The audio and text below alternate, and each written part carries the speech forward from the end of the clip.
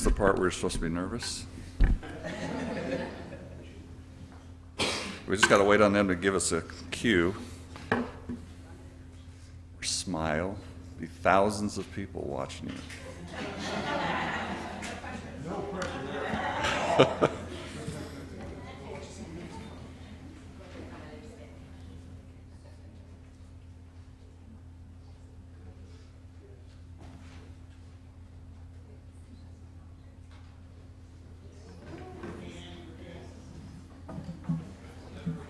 Live? Okay. Well, good morning. My name is Andy Krodick, and welcome to the 2016 Atwater City Council debate. I'm the Government Affairs Director for the Merced County Association of Realtors. Our partners today are the Merced Sunstar, Comcast, and J.D. Sanders. Today's forum will be posted on the Merced Sunstar's website today, as well as broadcast on Comcast at a later date. Before I introduce our candidates, I'd like to tell you who we are. Locally, we are the Merced County Association of Realtors, about 540 strong. We're also partnered with several industry specialists, such as title and escrow officers, termite inspectors, home inspectors as well. We're not Republican, we're not Democrat, we're the Realtor Party. We give generously to our community. Every year, we're the Merced Salvation Army's largest contributor. We give to the Merced County Food Bank. We give to the Boys and Girls Club of Merced, and we also give to the Men's Rescue Mission. Each year, out of our own pockets, we donate between $50,000 and $70,000. We've invited you to here today because we're interested to hear what you have to say. You see before you 3 candidates running for 2 seats. We did have a 4th candidate who declined to attend, Mr. Daniel Hernandez. I spoke to him on the phone. Mr. Hernandez is retired, but chose not to participate in our forum. Just for the audience's sake, the candidates, I've met with them all personally, and we've given them the topics we're going to be asking them because we want them to be informed. Candidates, I have a timer. When you hear the timer go off, complete your sentence and please stop, but you can complete your sentence. We're going to start with opening remarks, and we're going to do this in alphabetical order. And so we'll start with you, Mr. Bergman. Please tell us why the voters should re-elect you to the Atwater City Council. Thank you, Andy. I was raised with a penchant for public service. I spent 30 years in the fire service, and it was a joy to me to do things for people and to help people. During that time, I developed an interest in politics. Working at one of the stations here in Atwater, I started getting involved and watching what happened on the city council. I didn't like what was being done and said, and I'm kind of a put up or shut up type of person, and I wasn't inclined to shut up, so I decided to run for council. I was very honored to be elected 4 years ago. When I was elected, the city had a $6.9 million deficit in the general fund. The last audited figures is down to $3.6 million. We won't have the audited figures for the last fiscal year for another month or so, but as it looks now, we're going to have a surplus of $800,000, which will bring it down below $3 million. I'm very proud that we've been able to do that in a short time. The problem didn't happen overnight, and it's not going to be solved overnight, but we're making great progress. 2 of the what we call enterprise funds, our water and garbage funds, were also in a deficit. It took votes that weren't popular. Personally, I didn't like it myself, but I knew it had to be done. We now have brought those funds into the black. They're no longer in the red. One of the things I did that I truly believed in was term limits. I sponsored that in the city. It passed between 86 and 88% when it went to vote. It was something people wanted, and I was very proud to bring that forward. I'm the type of person that likes to finish what I started. 4 years ago, we started on the road to recovery. The city was very close to bankruptcy. But I want to finish what we started. I want to get the city in the black, bring it back to the Atwater it was 15, 20 years ago, to where everybody is proud to say, I'm from Atwater. That's my goal. Thank you. Thank you, Mr. Bergman. Mr. Creighton, the floor is yours. Hi, good morning. Thank you, Andy, and the board for having me here today. This is a nice forum. I'm Paul Creighton, a business owner and resident of Atwater. The reason I'm running for Atwater City Council is I went to my wife this summer and said, I think it's time that we move out to the McSwain area because I don't like the direction that Atwater is headed right now. She said, no, I don't think so. I love the neighborhood, I love the city, and our kids love the neighborhood and love the city too. And I said, well, what are we going to do? And we had a discussion. I said, well, if we're going to stay, what can we do to make it better? The direction we're headed, the roads are in bad shape, the parks look terrible, the city finances are bad. What's the upside to this? We've been 6 years, we've been talking about, the debt we're in, the bankruptcy, the looming bankruptcy, just everything negative. So I decided that, okay, if we're going to stay, I better make a difference. So I came down to City Hall, I talked to the city manager, said, what's going on? What can I do to help? I've got almost 20 years experience in city government. I started as a wastewater treatment plant operator, cleaning the wastewater, operating the laboratory and doing things out at the wastewater treatment plant for a municipality. And then I did a pretty good job at that, and they moved me up into the water department downtown. And I functioned there quite well. I helped them with some regulatory issues, and then they moved me into City Hall, where I became the regulatory compliance coordinator for the city. After that, I was promoted up to a public works director and an interim city manager. So I have extensive inside knowledge on what it takes to run a municipal government. Budgeting background, I ran multi-million-dollar budgets as a public works director and interim city manager.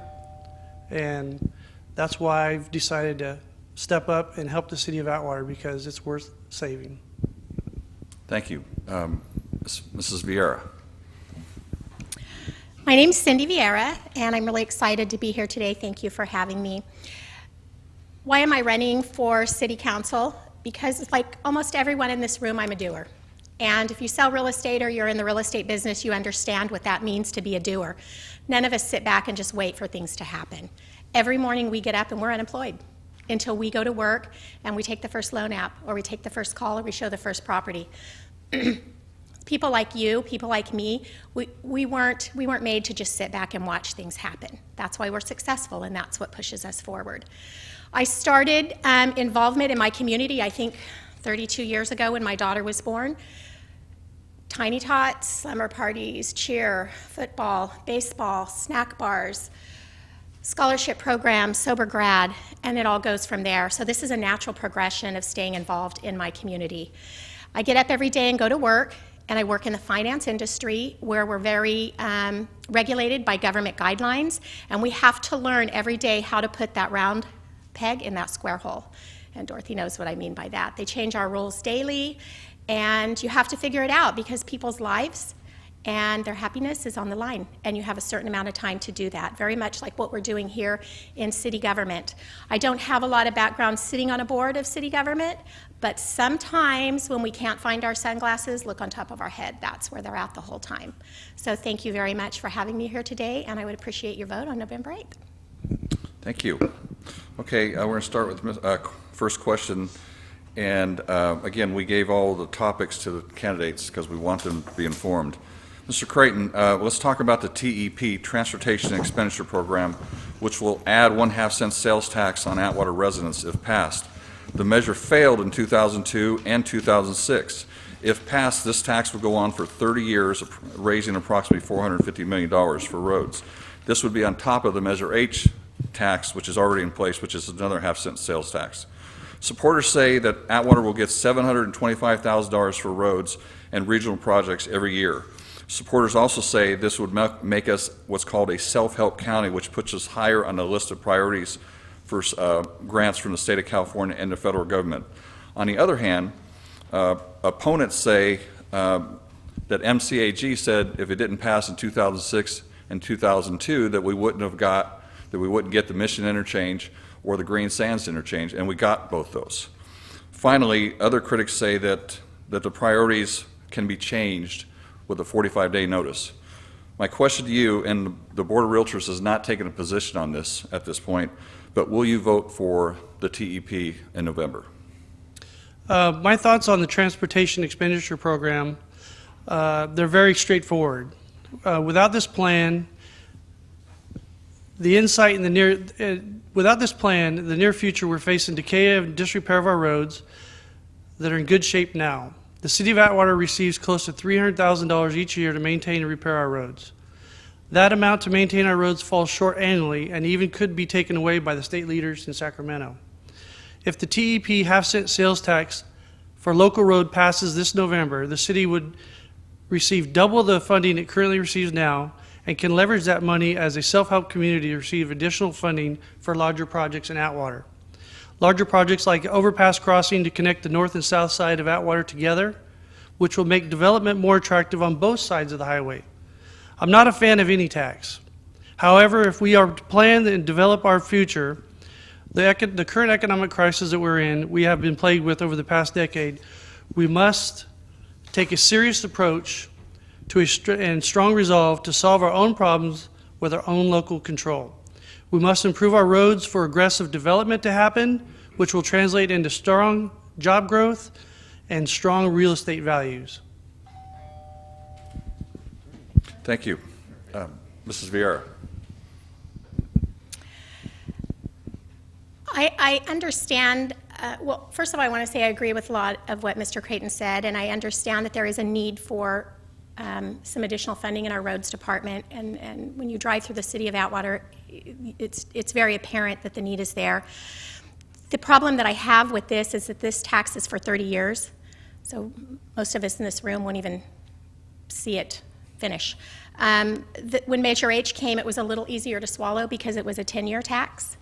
And so even though I know that we do need additional funding, I'm a little torn on this simply because of the term of 30 years. So I know that there is money needed. I'm not 100% sure that this is our exact answer. Okay. Thank you. Councilman Bergman. Thank you, Andy. I'm against the tax for a few simple reasons. They want to add a half-cent sales tax to the citizens of Atwater. Through our Measure H, we've seen that comes to about $1.7 million a year. The facts we were giving it on City Council states that the city would get approximately $600,000.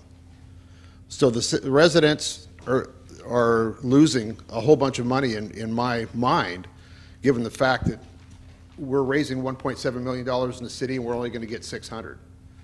So some people say something's better than nothing, but if we are in favor of this, we should pass our own transportation tax, keep the whole amount in the city. Why should the city residents give away their money? Why don't we keep it for ourselves and fix our roads? The roads are deplorable, there's no question about that. And I dislike taxes as much as anybody. Sometimes they're necessary. Again, Measure H was very much needed, and I supported that as well. Thank you. A question to you, Mrs. Vieira. Let's talk about the city manager position. Mr. Petro will end his service shortly as Atwater City Manager. What specifically will you, as a council member, what specifically are you looking for in a city manager? Are you looking for someone from within the organization, somebody from within Merced County, somebody from within the state? And are there any specific traits you're looking for in a city manager? First of all, I do want to say thank you to Mr. Petro that he stepped in and took us through one of our most difficult times and saw us through that. So thank you very much for your service. Amen. Number two, city manager is an extremely important position. Everybody has to answer to that person. So I think this is going to be one of the most important first moves that we make if it moves forward into our term. We definitely need someone that has an absolute proven record of balancing budgets. They have to have a financial background and not a first timer. Someone with that very strong balancing budgets. I don't care if they're local, far away. I don't care if we have to travel across the United States to get them and recruit them and bring them here. But part of our job is going to be to go out and seek them and find them and tell them what a beautiful city we have and what a great asset they would be to our community. Thank you. Mr. Bergman. I'd like to also echo the sentiments to about Mr. Petro. In the last 4 years, he's become the brother I've never had. He's a tremendous man, tremendous heart, and has done immeasurable amounts of good for this city. And he's pulled us through issues that nobody thought we'd get pulled through.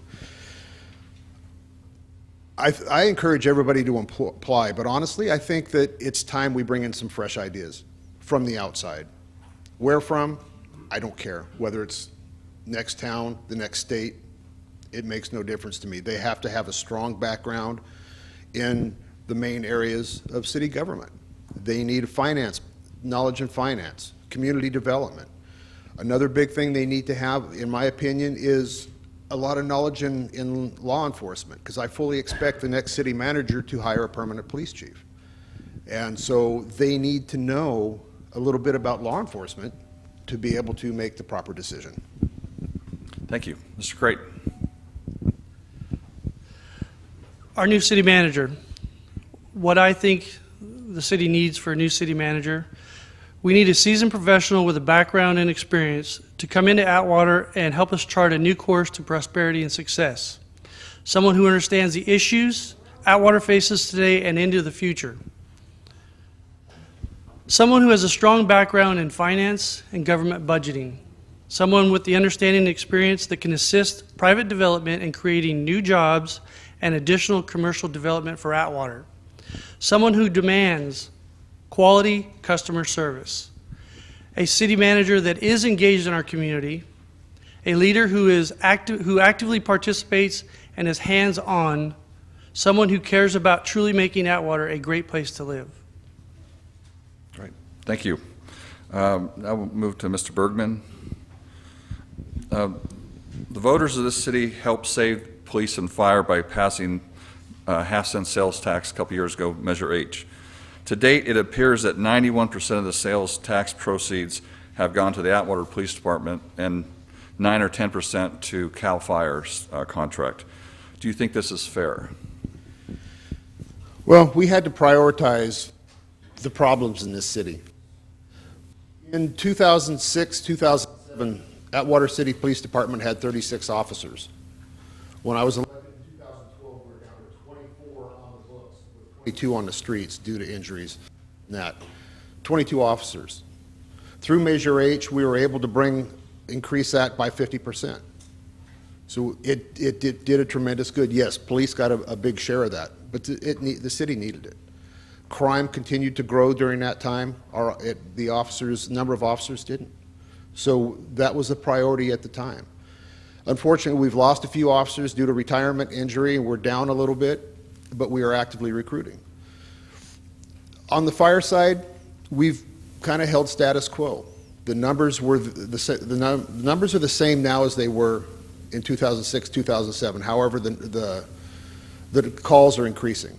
So we need to increase staffing on the fire department as well. So I think in the near future, we do need to increase the funding for fire. Thank you. Mr. Creighton. Measure H, is it fair that we've spent over 90% in PD versus fire department? When the city's facing bankruptcy and going through economic struggles like we are, I think everything's fair. Is it what we wanted as voters for that half-cent sales tax? Probably not. We want the best. We wanted 50-50 is what we thought we were going to get. But life's not always fair, and we have to do what we have to do to keep the city running, and we have to always put the city first. And I think the city manager and the people that did that, and they continue to do that. We've generated $1.2 million annually for over $3 million since it was first implemented. Fires received less than 8% of that. We've spent 2 payments for $87,965, 2 consecutive years with a $50,000 down payment. Fire does a lot of calls every year. They have over 3,500 calls for service each year. We've only had 25 structure fires, but with that new truck that we've had, we have the large expense for that. That truck's being used. We're drawing in potentially new development. There's hotels that are looking at Atwater to come in. And with development, we need the insurance rating to be in the right spot so people can do business with us. So I apologize, I forgot to set the timer, so. that's okay. I'll cut it short. Statistics on PD. I think that, like Larry said, we've had 38 officers back in our heyday. I think we're down now to 27. 3 are out for different reasons. Crime's down, so PD's doing a really good job. There's a crimes unit out there. The detectives are following up. Our detectives are probably the best detectives out there. The I think attitude in the PD, your minutes probably help, why don't you just wrap it the up? attitude in the police department is what we want to continue citywide, positive and customer service. I apologize for that, Paul. I won't go too long next time.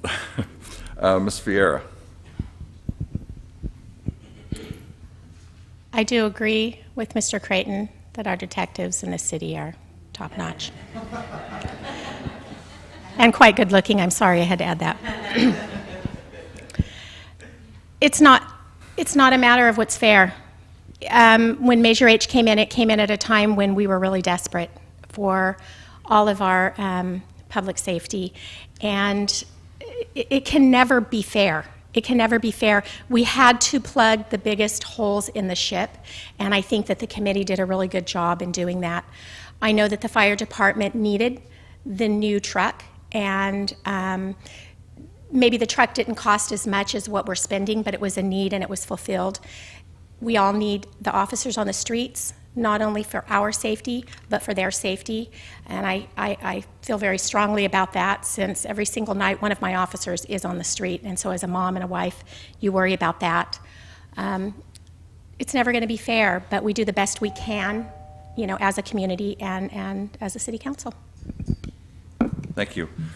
And I think it probably should be noted that the fire department did get a $1 million asset there, and the city was smart enough to stretch those payments out over the years.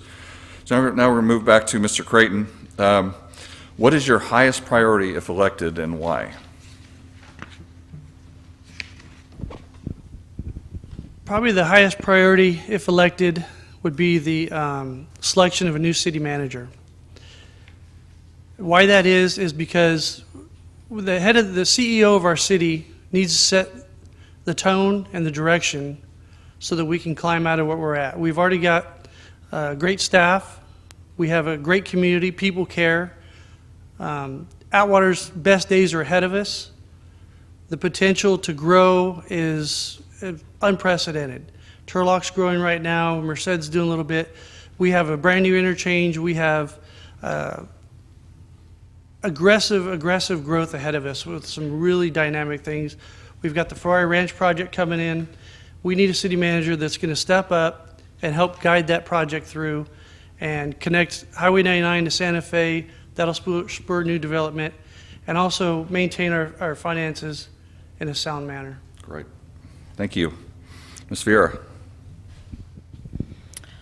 Paul stole my speech. I agree with him that our number one priority is going to be with a city manager, but not any city manager. We have to be so specific.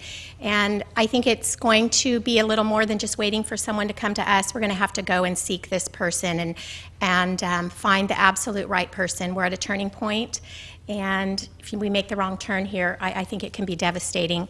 When our base closed back in '95, we also saw huge economic losses, and Atwater recovered. And we did because of our citizens and the good people that live here and our strength and our determination. We'll do it again. We need the right leader, and I want to be a part of going out and helping find that person, someone who has the proven history of balancing budgets and can look and see the bright future that we all see and hope for. Great. Thank you. Mr. Bergman? Thank you. Again, I think one of our top priorities is to continue building our public safety. If citizens don't feel safe in a city, they're not going to stay. We need to bolster our law enforcement. We need to bolster our fire. We need our citizens to feel safe in this city. Many don't. So getting public safety built up, and that's what the citizens are going to feel more comfortable with, and I think that's a high priority. Obviously, getting rid of this deficit. We've made a good start in the last 4 years.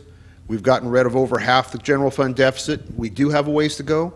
But there's plans in place. We've made the cuts we need to get rid of that deficit. That's huge.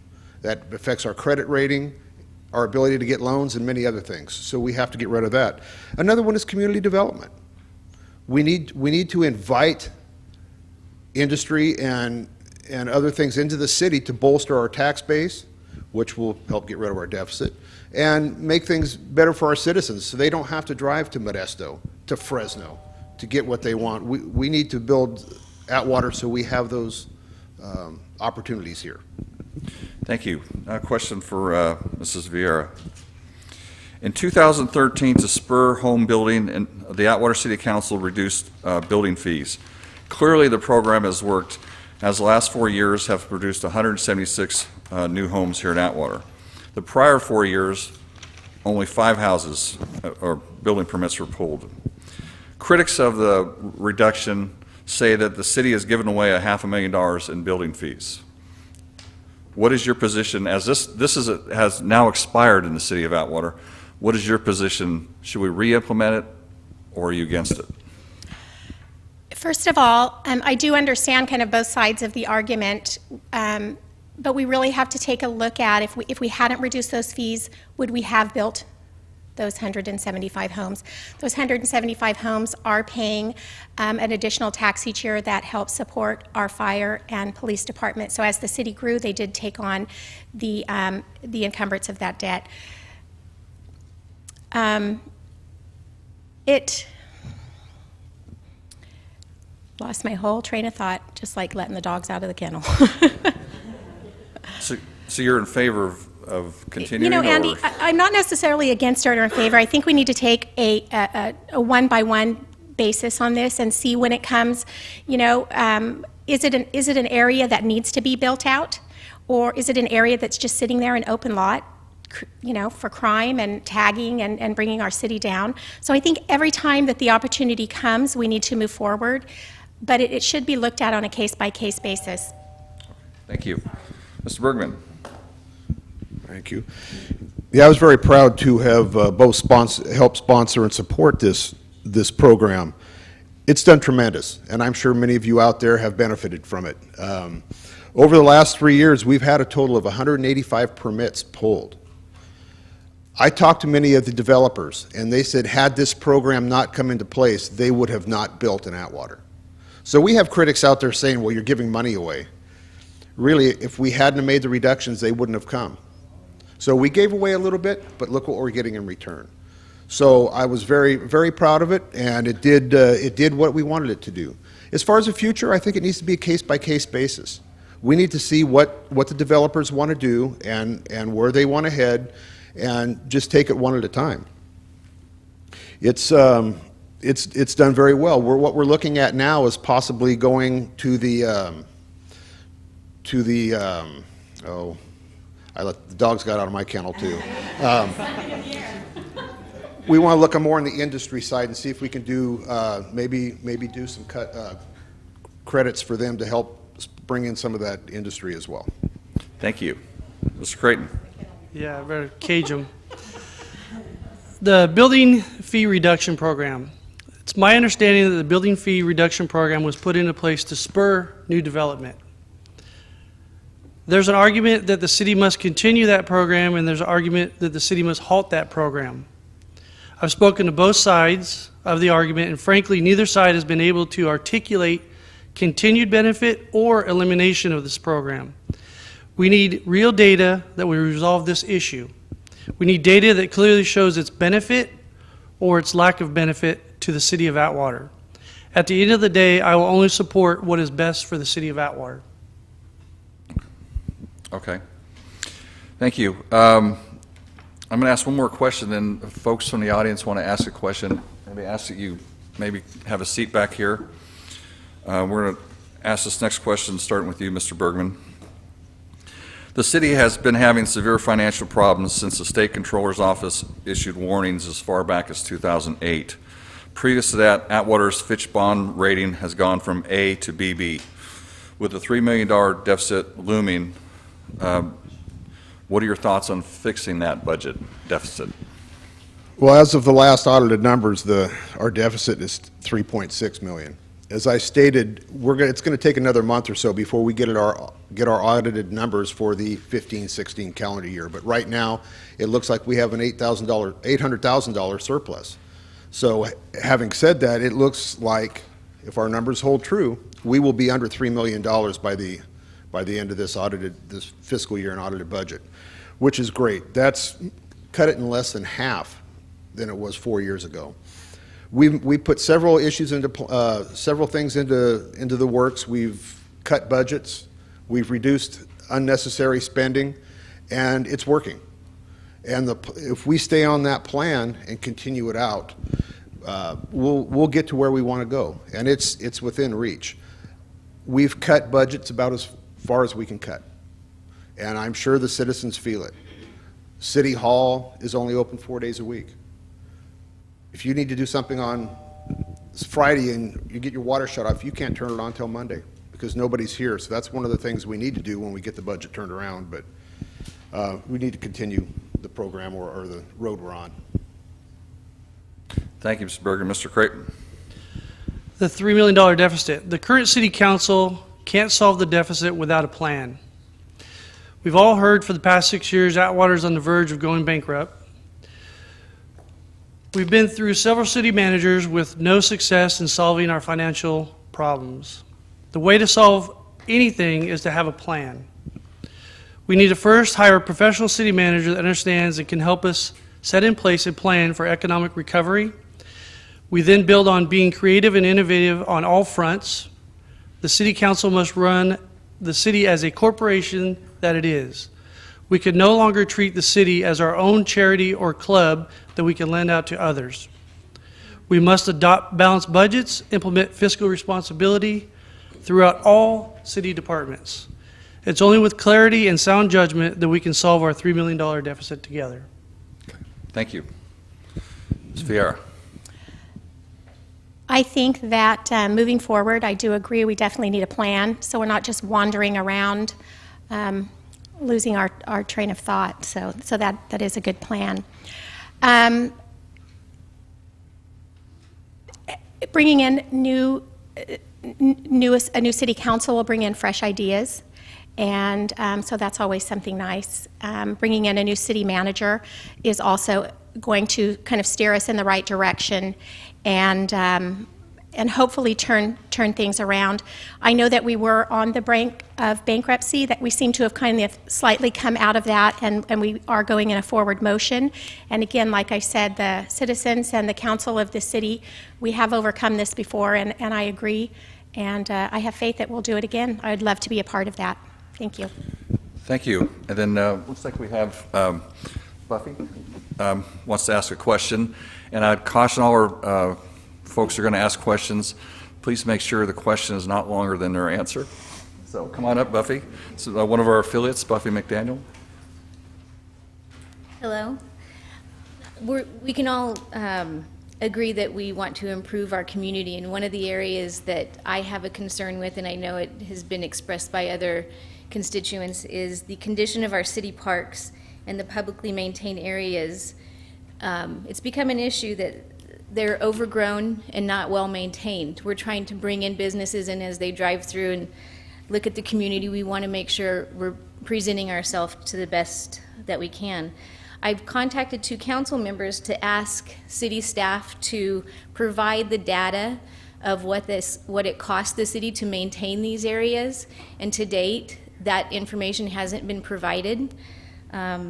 So my question is, there's been no recourse or no, it's just kind of fallen to the wayside after this request has been presented to city staff. So my question is, what would you do if you requested information from city staff and it wasn't provided so that you can make an educated and informed decision to better improve our community? Thank you. What I do, I would, with our new city manager, I would hold he or her feet to the fire, and that problem won't happen. If a resident comes in and wants those facts, those figures, that information, we're going to provide it to you. But going back to what Buffy said, if our city looks dilapidated, ran down, and just plain junky, then they're going to treat us that way. If we have a clean, healthy, vibrant community, the parks are clean, the kids are playing on safe equipment, things are well maintained, everything's groomed, our streets are swept, people will do business here in this community. But getting back to what you said, what would I do? That won't happen if I'm elected. Thank you. Mrs. Vieira. First of all, I want to say thank you for the question, Buffy, and I do agree. When we drive through our community, there's a lot of unkept parks and just small areas within our neighborhood. I know that our Parks Department is on furlough. They're only working 4 days a week. So I don't know if there's something we can do there to maybe offset or put some of those people back full-time. Again, a lot of what happens is kind of behind the curtain. So as normal citizens, we don't see it. That's why I'm here. I want to go behind that curtain. I want to see what can be done and what can be fixed. Also, follow-up is important in everything that we do, whether it be our job or sitting here on the city council. If you came to me and asked me a question and I didn't respond to you, then that would be, well, shame on me. So I would make that commitment to you. If I were on the city council and you came to me, it may not happen right away because sometimes the information isn't obtained really quickly, but we would need to follow up and say, hey, Buffy, working on it. We will get it to you. Thank you. Mrs. Bergman. By the way, I have asked twice for those numbers, and I haven't gotten them yet. You know, it's very tough. With the financial situation we're in, we had to make severe cuts. We don't have the staffing to keep up on the safety things that need to be done as far as small street repairs, street lights, and such. We don't have the staffing right now to take care of the parks, which is sad. It's truly sad. We need beautiful parks, and the kids need a place to play. We are, again, something else I've asked for, and it's being generated now, we're looking at outsourcing. I think right now that would be the most cost-effective and the best way to take care of this issue. It's cheaper than having our own employees, and we'll get our parks back. Because, like you said, they are deplorable. I've been on some of the baseball fields, and you'll see a gopher hole. Kid steps in that, we're looking at severe injury, and that's something that we can't afford, and hopefully we can get some numbers on outsourcing and get it taken care of. Great. Thank you. Now we have another question from one of our members, Phil May. Phil? I'm curious, what do you see as the biggest problem or issue that the city of Atwater is facing that perhaps is flying under the radar or is not being discussed currently? I think we would start with Ms. Vieira. I think one of the things that I've noticed in coming to the council meeting is we have a very divided council right now. And we have to learn to work together as a team.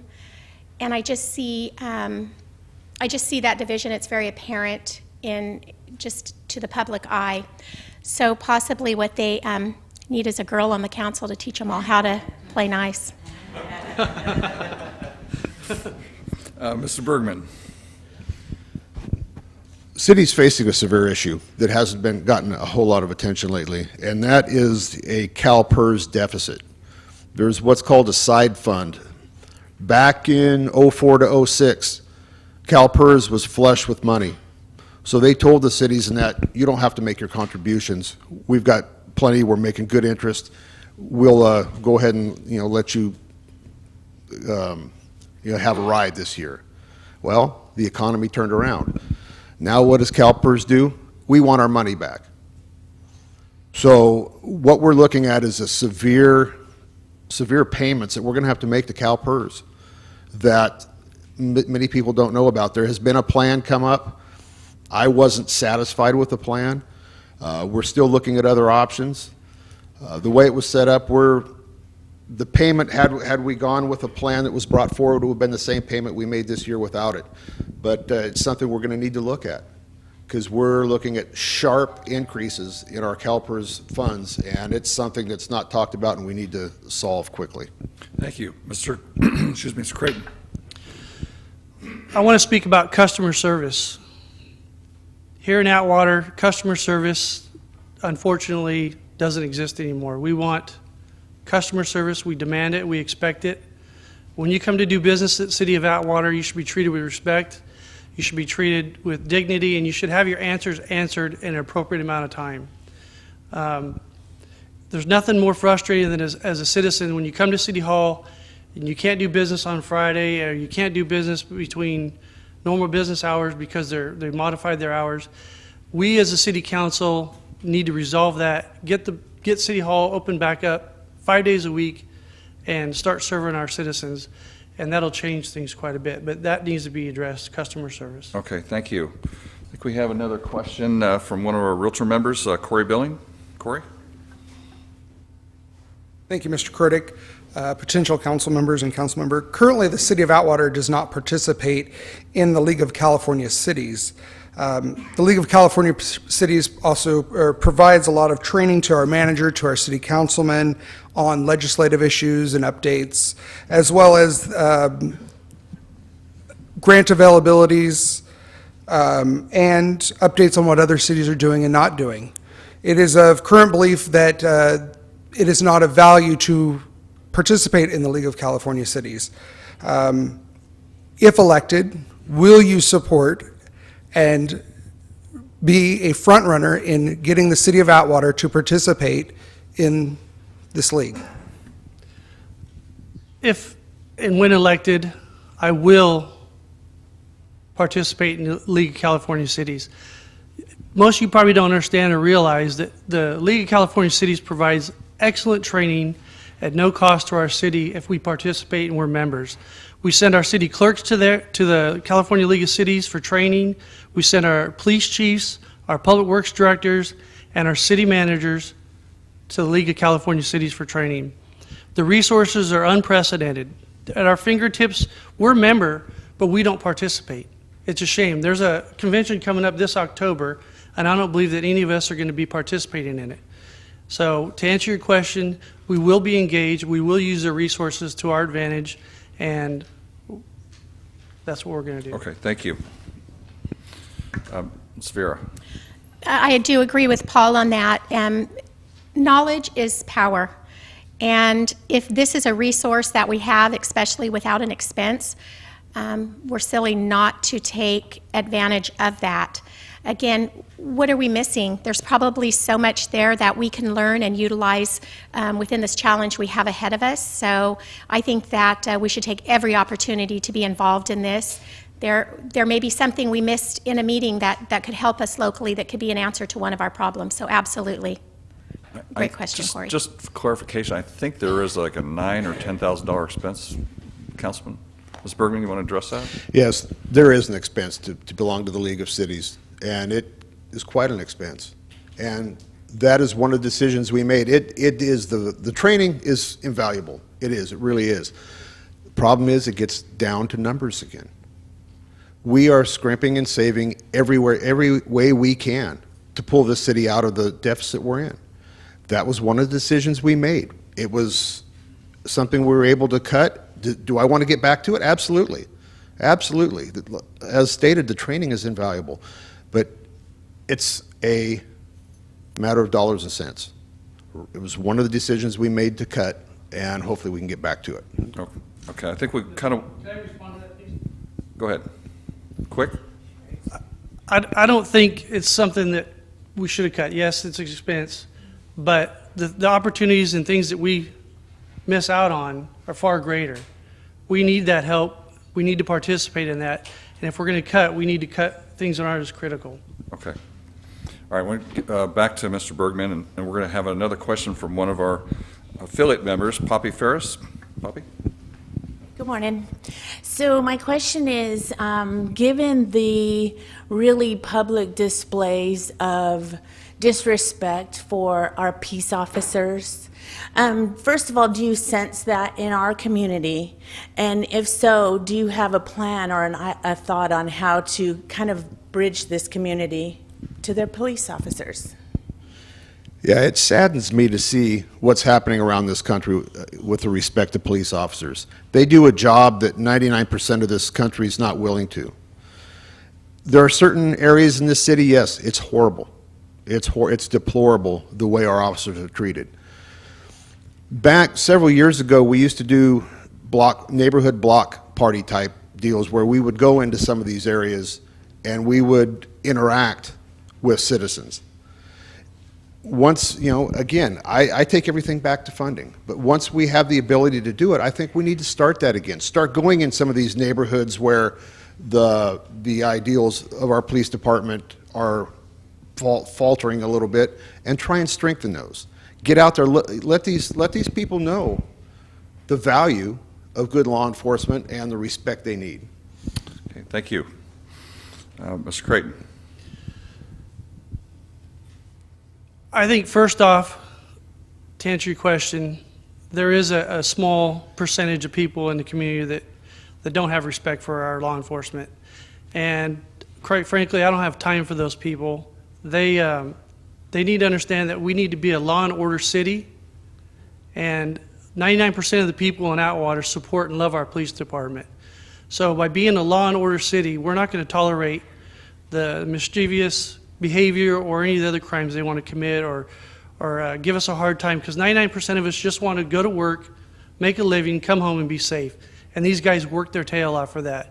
So as a council member, I'm going to be behind the police department 100%. And if you're a criminal in this town, you better start packing.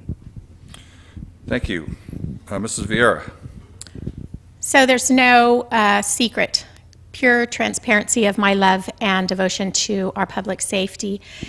I think that we're somewhat fortunate in Atwater that we don't have the amount of hatred towards our law enforcement that there is in some cities. It's still there, and it's really scary. We just had a deputy shot 3 times last week with a high-powered rifle right here in Stanislaus County, and how scary is that? My sons worked side by side with that officer on many occasions. In fact, both of them have. We have to just stop it. Negativity breeds negativity, and I think that there have already been a lot of outreaches within our community where people have brought things to City Hall to say we appreciate the police officers, we appreciate it, and positivity and goodness I think will also breed that, and kind of spread that as well. I agree with Paul. If you're a criminal in this city, I think you need to start packing, because we have a pretty good police force here. Okay, we're almost done. Just a couple more questions, and we'll go back to you, Ms. Vieira, for this next question. How much money have you raised, and who's your biggest contributor? I think to date we have raised about $2,800, and most of my contributions have just been from local businesses, family members, people that I've heard of and never met. Joe and Susan Keller had given a fundraiser just out of the blue, contacted me and said, we want to do this for you.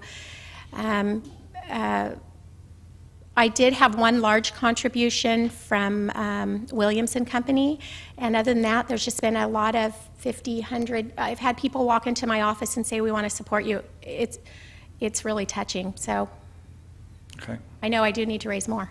Thank you. Thank you, Mr. Bergman.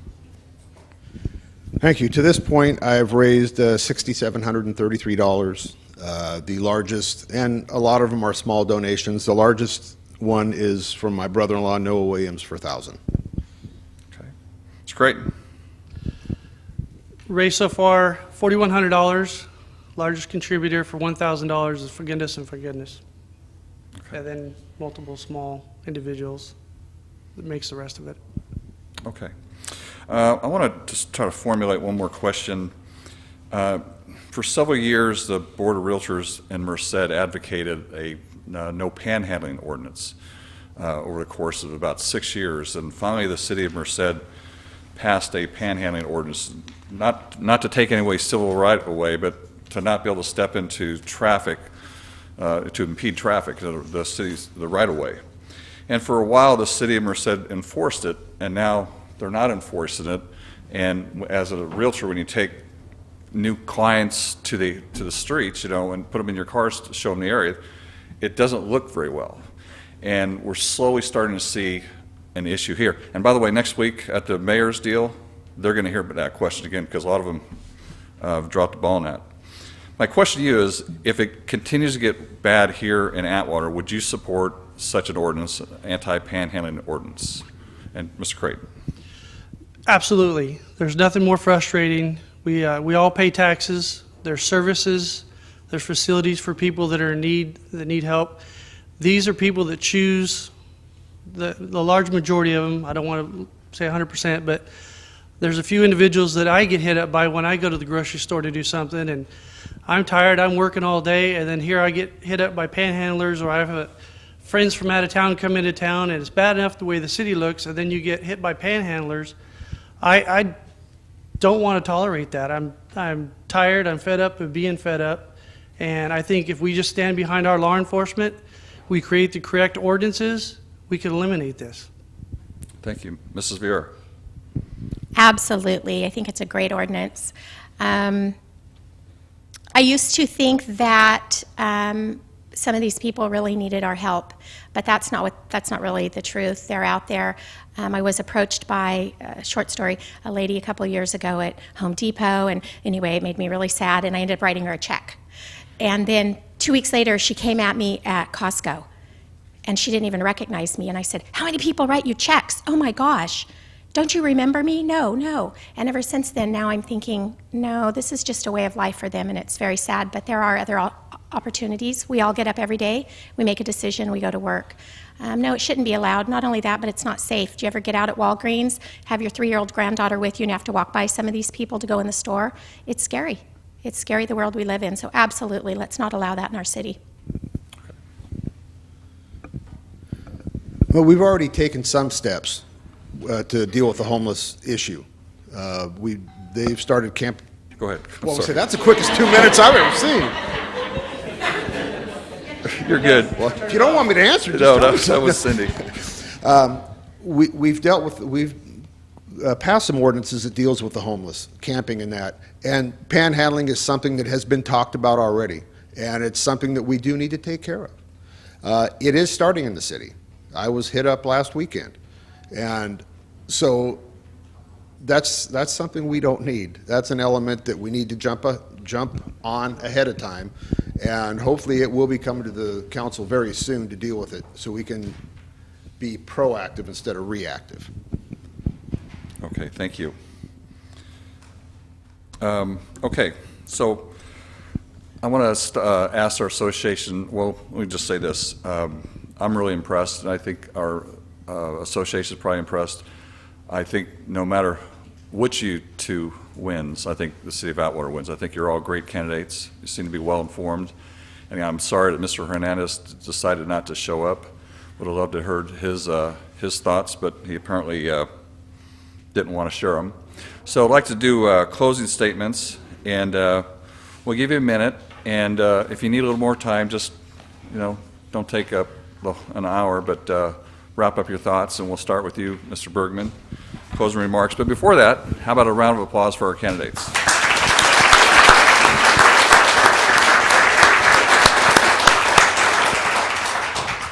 Thank you for the opportunity.